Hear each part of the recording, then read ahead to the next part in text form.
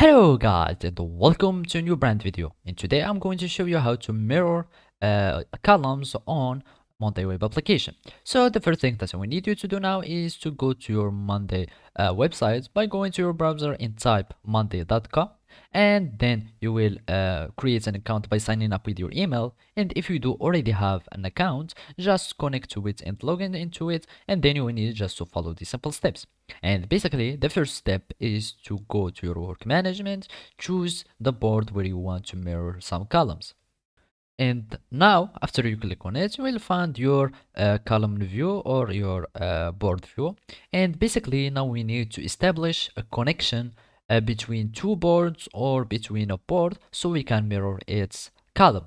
And all we need to do is to add a new column by clicking here to any list where you want to add the mirroring, and we click on it, and here we will find connect boards. And if you cannot find it here, just go to more column and search for connect, and here you will find connect boards. So I'm going to add this one.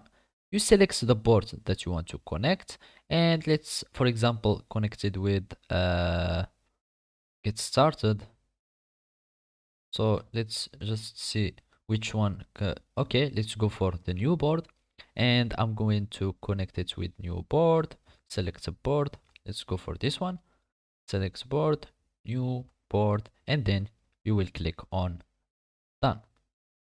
So connect boards, and now we will see that there is an option that is called create a mirror column, and by this we are going to be able to mirror the column.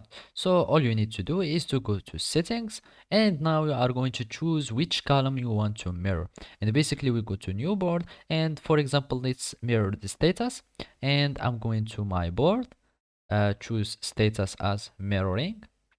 So I go here, choose customize mirror column. I go for status.